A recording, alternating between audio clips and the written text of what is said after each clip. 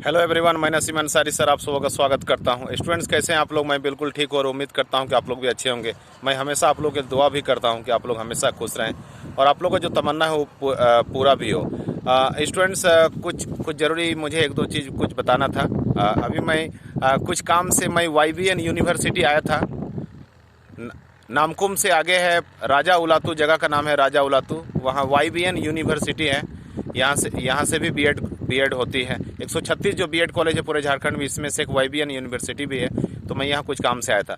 तो मैं यहाँ आया था, मैं किसी दूसरे पर्पज़ से आया था। तो मुझे लगा कि बीएड का एक बार फीस भी बीएड का क्या फ़ी है एक बार पता कर लूँ, ताकि आप में से जो जिनको भी अलॉटमेंट लेटर मिला होगा 27 तारीख एडमिशन लेना है तो आप लोग यहाँ पर आके अपना एडमिशन ले सकते हैं। मतलब जिन्होंने अप्लाई किया होगा उनके लिए। मुझे लगा शायद आप लोग हो सकता है इंक्वायरी करने में आप लोगों को फिर दिक्कत होगा। तो मैंने यहाँ बीएड सेक्शन में मैंने इंक्वायरी किया। तो इंक्वायरी में इन्होंने फ़ीस बताया सर ने। मैंने बोल दिया, झूठ का बोल दिया आप लोगों के लिए कि सर हमारा एक कैंडिडेट है जिसका अलॉटमेंट हुआ इसी कॉलेज में, तो सर कितना लगेगा वो मैं पता करने के लिए आया हूँ। जबकि वैसा कोई नहीं है, बस इस तरह पूछ दिया। वैसा बोलने पर रिस्पॉन्स देंगे ये लोग। तो वो बताएं कि एडमिशन के समय में 11,000 लगेगा, मतलब 11,000 रुपीज़ यदि आपके पास है और YBN यूनिवर्सिटी का है तो यहाँ पर आप एडमिशन ले सकते हैं बीएड में 2023-25 सेशन के लिए बता रहा हूँ। और इसके बाद आगे का चार्जेस कितना लगेगा, तो आगे का जो चार्ज है वो 4 बार में 45,000 करके आपको दे देना है। ठीक है, 6 महीने के अंदर में 45,000। तो मतलब कितना हो गया, तो 1,80,000 हो गया और इधर 11,000, 1,91,000 हो गया। और मिला जुला कर और कुछ चार्जेज हैं तो 2,03,500 यहाँ का फ़ी है YBN यूनिवर्सिटी का। ठीक है, ये एक हो गया। अभी मैं रास्ते से यहाँ से जा रहा हूँ राजा उलातू से। यहाँ से जाते हुए मैं टाटी सिलवे जाऊँगा और टाटी सिलवे में वहाँ जाकर अनगढ़ा में वहाँ पर मैं जाऊँगा। अनगढ़ा में पता करूँगा। रास्ते में ही कैम्ब्रिज इंस्टीट्यूट है, Cambridge institute of teachers education, वहाँ भी जाता हूँ और वहाँ भी जाकर एक बार इंक्वायरी कर लेता हूँ कि बीएड का फ़ीस कितना है, ताकि जो लोग आप में से कैम्ब्रिज इंस्टीट्यूट में अलॉटमेंट आया होगा वहाँ से, तो ताकि आप लोगों को पता चल पाए। या फिर सेकंड राउंड में या थर्ड राउंड में, किसी भी राउंड में, तीसरा या चौथा राउंड तक यदि होता है तो अलॉटमेंट लेटर जिनको भी मिलेगा ताकि उनको हेल्प हो जाए। तो अभी मैं जा रहा हूँ वहाँ से इंक्वायरी करके फिर आप लोगों को मैं बता दूंगा। रात में आज लाइव आऊँगा। अच्छा, मुझे और ये बताना था कि कुछ ऐसे भी स्टूडेंट हैं जिनका पीजी अपियरिंग है। ठीक है, अपियरिंग है, या फिर ग्रेजुएशन है अपियरिंग है। ग्रेजुएशन में या तो 5वें सेमेस्टर कंप्लीट हो चुका है या फिर पीजी का 3 सेमेस्टर कंप्लीट हो चुका है, 4थे सेमेस्टर में है, तो उनका क्या होगा। तो बहुत से कॉलेजेज हैं जो कि उनका एडमिशन नहीं ले रही है। वो कॉलेज का कहना है कि पूरा सर्टिफिकेट लाइए, मार्कशीट लाइए, तभी हम आपका लेंगे, डिग्री लेकर आइए तभी हम आपका फाइनल ईयर का लेकर आएगा। तो भाई, जब JCE बोर्ड ने जब कहा था कि अपियरिंग वाले स्टूडेंट भी अप्लाई कर सकते हैं, तो इसमें स्टूडेंट की क्या गलती है। ठीक है, तो आप में से बहुत से स्टूडेंट ने मुझे कॉल भी किया, बहुत से स्टूडेंट ने पर्सनली भी अपना प्रॉब्लम मेरे साथ शेयर किया। तो मैंने बहुत स्टूडेंट को जितना हो पाया अपनी तरफ से सजेस्ट भी किया। एक स्टूडेंट को मैंने इसी तरह से गाइड किया था। जमशेदपुर में एक स्टूडेंट है, शायद प्रीति राणा नाम है। तो उन्होंने भी मेरे से इस तरह का डिस्कस किया था कि सर स्वामी विवेकानंद, एक कॉलेज का नाम है स्वामी विवेकानंद, तो वहाँ से अलॉटमेंट लेटर उनको मिला है, अलॉटमेंट उसी कॉलेज का है। तो मैंने उनको सजेस्ट भी किया था कि कैसे कैसे क्या करना है। तो वो अपने कॉलेज में जाकर बात भी की, रिक्वेस्ट की, वहाँ पर जो हेड हैं कॉलेज के उनसे रिक्वेस्ट की। तो वो फिर मान गए और बोले कि आप एक एप्लीकेशन लिखिए, एप्लीकेशन में आप सारा चीज़ मेंशन कीजिए। तो फिर उन्होंने कहा कि सर एक बार गाइड कर दीजिए कि किस तरह का एप्लीकेशन लिखेंगे। तो मैंने बताया कि जैसे इस तरह का कुछ हो सकता है कि टू दी प्रिंसिपल या फिर to the management Swami Vivekananda BEd college, और फिर उसके बाद प्लेस का नाम जमशेदपुर, इस तरह से सब्जेक्ट में requesting to give me some time to submit my final year certificate of PG का है तो 4 सेमेस्टर का, या फिर ग्रेजुएशन का है तो पूरा सभी 6 सेमेस्टर का। इस तरह का एक शॉर्ट में सब्जेक्ट लिखना है। इसके बाद रेस्पेक्टेड सर या फिर respected ma'am, with due respect, जैसे आई नसीम अंसारी या आई प्रीति राणा, इस तरह करके नाम लिखकर I have received allotment letter of your college in the first round counseling of B.Ed 2023-25 session, और इस तरह से लिखकर फिर उसका बताना है कि the problem is that I have not received my, या फिर ठीक है, I have not received my final year degree of graduation या फिर पीजी जो आपका है वो मेंशन करके लिखेगा कि but I want to take admission in your college, so it is my request to you to please give me some time and very soon when I will get my certificate I will submit the document, I will submit the same in your college.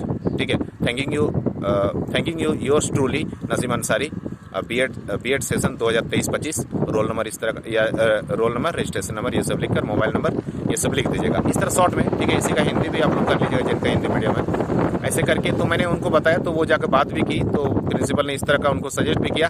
तो इसलिए मैं आप लोग को request कर रहा हूँ कि आप लोग परेशान मत होइए, जिनका भी अपियरिंग का है। अच्छा, इस बार मैं बहुत सॉफ्ट हो गया, ज़्यादातर बच्चे जो लोग अच्छा नंबर लाए हैं वो पता चल रहा है कि या तो ग्रेजुएशन के फाइनल ईयर में है या तो पीजी के फाइनल ईयर में है। मतलब कि काफ़ी उन्होंने मेहनत किया था, बहुत अच्छा लगता है, काफ़ी अवेयर है। बहुत से ऐसे बच्चे हैं जो ग्रेजुएशन अभी कंप्लीट नहीं हुआ है, लेकिन वो अपियरिंग वाले होने के बावजूद भी उनका CML रैंक 1000 है, CML रैंक 500 है, किसी का CML रैंक 300 है। तो बहुत अच्छा लगता है कि कितना अवेयर है आप लोग। इतना अवेयर तो मैं नहीं था, ठीक है, मैं भी नहीं था। ठीक है, तो बहुत अच्छा लगा। तो ज़्यादातर बच्चों का रैंक, जिनका बहुत से बच्चों को मैंने देखा कि काफ़ी अच्छा रैंक है, इसके बावजूद वो बोल रहे हैं कि या तो ग्रेजुएशन का 6ठे सेमेस्टर का प्रोसेस चल रहा है या तो पीजी का 4थे सेमेस्टर का चल रहा है। तो वो लोग घबराइए मत। और कोई भी कॉलेज वाले यदि आपको परेशान करते हैं, जैसे कोई एक जसपुरिया या जेडी नेशनल को एक स्टूडेंट मुझे कॉल किए थे कि सर कॉलेज वाले एडमिशन नहीं ले रहे, बोल रहे कि फाइनल ईयर का लेकर आइए। तो आप उनको बताइएगा, आप उनको डायरेक्ट भी बोल सकते हैं, या फिर हो सके तो ठीक है, हो सके तो आप उनको कॉलेज का नाम भी बता दीजिए कि जमशेदपुर में एक स्वामी विवेकानंद एक कॉलेज का नाम है। वहाँ के जो प्रिंसिपल है उन्होंने कहा है कि एप्लीकेशन आप लोग लिख कर दे दीजिए और उसमें एश्योर कीजिए, एप्लीकेशन में यहाँ ये भी मेंशन कीजिए कि I assure you that I will submit all the documents with in a month, या फिर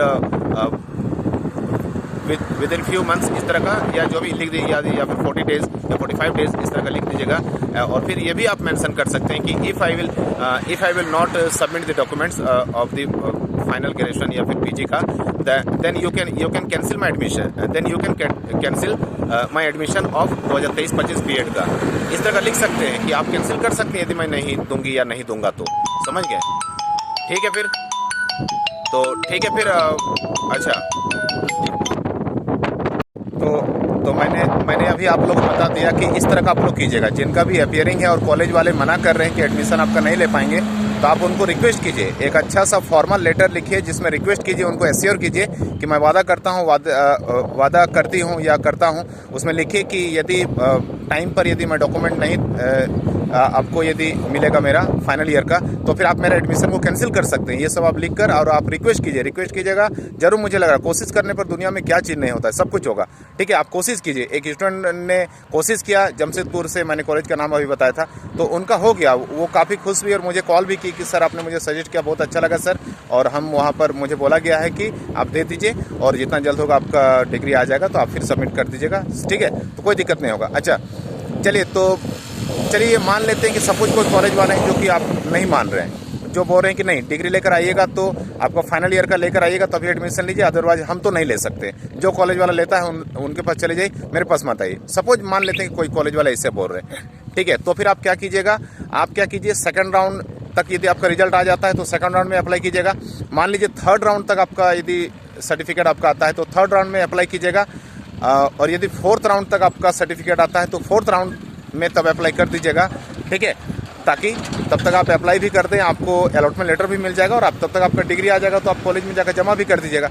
ठीक है, अच्छा चलिए ये मान लेते हैं कि सपोज फोर्थ राउंड तक भी आपको यदि डिग्री नहीं आता है तब क्या होगा। तो फिर ऐसा कीजिएगा, जब 4 राउंड का काउंसलिंग खत्म हो जाता है तो उसके बाद आप लोग को पता ही होगा कि ओपन राउंड का काउंसलिंग होता है। ठीक है, ओपन राउंड का काउंसलिंग में क्या होता है कि आप कॉलेज का पता कीजिए कि किस कॉलेज में 100 सीट में से 10 सीट 5 सीट जितना भी ये सीट खाली है, यदि खाली है 100 का 100 फुल हो चुका है तो फिर वहाँ पर ओपन राउंड नहीं होगा। लेकिन यदि कोई भी सीट खाली है तो मनचाह किसी भी कॉलेज में, पूरे झारखंड के किसी भी कॉलेज में आप अपना डॉक्यूमेंट ले जाकर कॉलेज में आप जमा कर सकते हैं और कॉलेज वाले सभी के डेटा को तैयार करेंगे कि ओबीसी के कितने बच्चों ने जमा किया, एससी के कितने, एसटी के कितने, ईडब्ल्यूएस के कितने, जनरल कितने, सभी को वो जमा करेंगे। फिर कितना सीट खाली है उसमें से यदि रैंक आपका अच्छा है तो ओपन राउंड काउंसलिंग में भी आपका एडमिशन हो जाएगा। लेकिन ओपन राउंड काउंसलिंग में एक लॉस ये है कि उसमें कुछ बढ़ाकर 5,000, 10,000 या 15,000 इस तरह कुछ बढ़ाकर आपको 10-20 हज़ार कुछ बढ़ाकर आपको अमाउंट लग सकता है। हाँ, तो यहाँ पर देखिए, तो आप में से जितने भी लोग देखिए, मुझे बहुत अफसोस लग रहा है, मुझे ख़राब लग रहा है कि जो लोग अपीयरिंग वाले हैं वो अच्छा CML रैंक लाने के बावजूद, गवर्नमेंट कॉलेज लाने के बावजूद, सेमी गवर्नमेंट में होने के बावजूद, अच्छे अच्छे प्राइवेट कॉलेजेज में होने के बावजूद भी वो लोग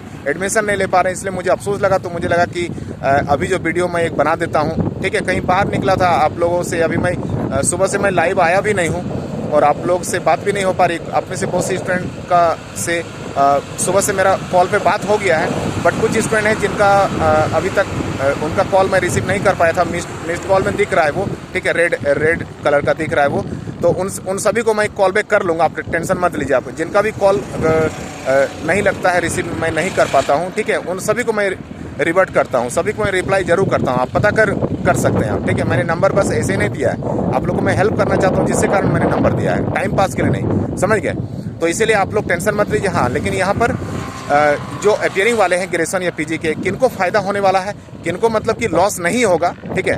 लॉस किनको नहीं होगा, तो लॉस उनको नहीं होगा जिनका CML रैंक अच्छा है, क्योंकि चौथे राउंड में भी आप अप्लाई कीजिएगा तो मनचाहा कॉलेज आपको मिल जाएगा। लेकिन लॉस किनको हो सकता है, थोड़ा बहुत उनको लॉस हो सकता है जिनका CML रैंक अच्छा नहीं है और अपीयरिंग वाले हैं, ठीक है। अच्छा, अपीयरिंग वाले जो हैं और उनका CML रैंक जिनका अच्छा नहीं, उनका क्या होगा, तो वो लोग ओपन राउंड काउंसलिंग में आप लोग टेंशन मत लीजिए, अप्लाई कीजिएगा, किसी न किसी कॉलेज में आपका हो जाएगा।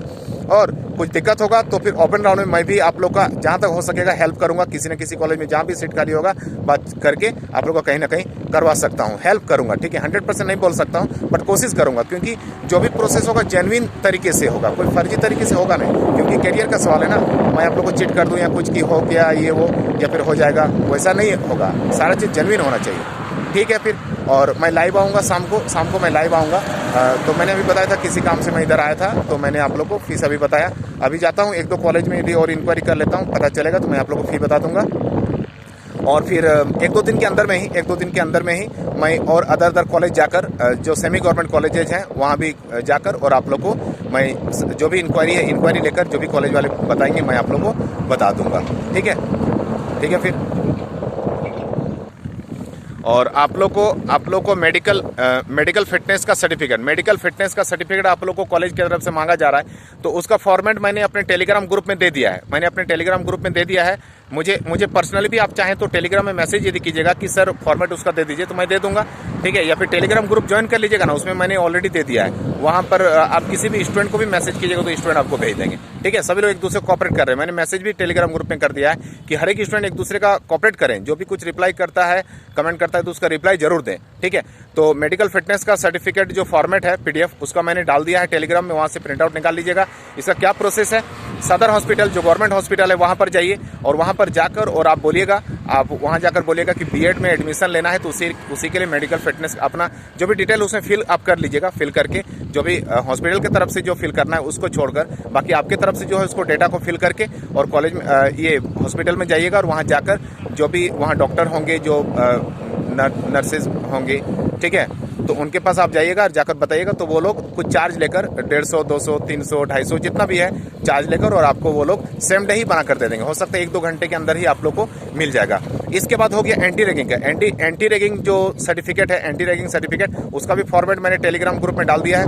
इसका क्या प्रोसेस है, तो इसके लिए क्या कीजिएगा कि आप कचहरी या फिर, ठीक है, नोटरी पब्लिक जो कचहरी है वहाँ जाइएगा, किसी अच्छे वकील को पकड़िएगा, किसी अच्छे को, ठीक है, समझ गए ना, अच्छे किसी वकील को पकड़िएगा जो थोड़े अच्छे हों, उनको आप पकड़िएगा, और उसके बाद उनको बोलिएगा कि मेरा ये मेडिकल फिटनेस का, ये एंटी रैगिंग का मुझे सर्टिफिकेट बनवाना था। एंटी रैगिंग में मिनिमम 2 सर्टिफिकेट चाहिए एफिडेविट, जो कि एक एफिडेविट बाय स्टूडेंट और एक एफिडेविट बाय पेरेंट्स। ये दो एफिडेविट होगा, उसमें 2 अटैच होगा, 2 पेपर होगा PDF। उसमें एफिडेविट बाय स्टूडेंट में क्या है, स्टूडेंट अपना सारा डिटेल लिखेगा, और उसमें लिखा हुआ रहेगा कि स्टूडेंट मतलब ये वादा करेगा कि उसमें लिखा हुआ रहेगा कि मैं ये वादा करता हूँ कि मैं किसी भी तरह का रैगिंग मैं किसी का नहीं लूँगा कॉलेज में, और किसी भी तरह की रैगिंग जो एक्टिविटी है उसमें इन्वॉल्व मैं नहीं रहूँगा, मेरी तरफ से किसी को परेशान नहीं किया जाएगा कॉलेज में, ठीक है, इस तरह का रहेगा। और पेरेंट्स की तरफ से एफिडेविट रहेगा कि मेरा जो बच्चा है, मेरी बेटी है, मेरा बेटा है, इस कॉलेज में इनका एडमिशन हो रहा है,